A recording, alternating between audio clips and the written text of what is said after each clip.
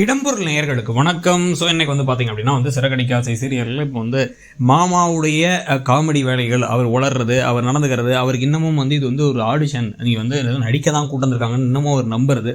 Plus பார்த்தீங்க அப்படின்னா அந்த குடும்பத்தில் இருக்கவங்களுடைய ஒவ்வொருத்தவங்களுடைய நடவடிக்கைகள், ஒவ்வொருத்தவங்களுக்கும் இவர் மேலே சந்தேகம் வர்றது. ப்ளஸ் கடைசியாக அந்த காய்கறிலாம் நறுக்கி கசாப்பு கடைக்காரன மாதிரி உட்காந்துருந்த போது நிஜமாவே ஒரு மலேசியா தானா அப்படின்னு எல்லார் மனசுலையும் விழுந்தது. இதெல்லாம் தான் முக்கியமான விஷயமா இருக்கிறது.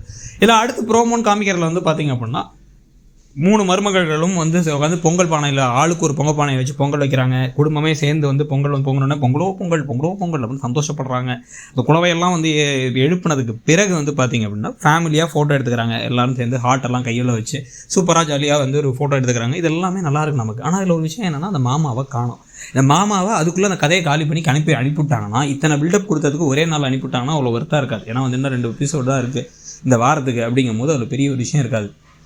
அப்போ அதுக்கு பதிலாக என்ன பண்ண போகிறாங்க, இந்த 3 எபிசோடில் இந்த மாமா கதையை முடிச்சு அனுப்ப போகிறாங்களா, இல்லை கரெக்டாக இந்த ஃபோட்டோ அனுப்பி எல்லாரும் பொங்கலுக்கெல்லாம் ஏற்பாடு பண்ணிருக்கும் போது செல்வம் கூட்டு போய் லைட்டாக அவர் கொஞ்சம் ஊற்றி கொடுத்து ஃபுல் போதையில் அந்த மாமா இங்கே கொஞ்சம் கொஞ்சமாக எல்லா விஷயத்தையும் உளர ஆரம்பிக்க, இந்த பொங்கல் முடிஞ்சதுக்கப்புறமா அப்படியே இந்த இவங்களுக்கு ரோகிணிக்கு ஒரு தீபாவளியும் வச்சு ஆப்படித்த மாதிரி ஒரு விஷயங்கள் நடந்துடும். அப்படிங்கிற மாதிரி இருந்தால் கதை இன்னும் நல்லா தான் போகும். அப்படி நடக்கும்னு நினைக்கிறீங்களா, இல்லை இப்போதைக்கு மாமா ஒரு பெரிய விஷயம் இல்லாமல் காமெடி ட்ராக்காக யூஸ் பண்ணி அனுப்பிவிட்ருவாங்க அப்படின்னு நினைக்கிறீங்களா? அப்படின்னா கொஞ்சம் நமக்கு டிசப்பாயிண்டிங், கொஞ்சம் வருத்தமாக தான் இருக்கும். இதை வச்சு அது பெரிய ஒரு பில்டப்பாக அட்லீஸ்ட் ஒரு சந்தேகமாச்சு பெருசாக ஃபேமாக ரோஹிணி மேலே வரும்னு நினச்சமே அப்படின்னு தோணும். உங்களுக்கு என்ன தோணுதுங்கிறத சொல்லுங்கள். தேங்க்ஸ்.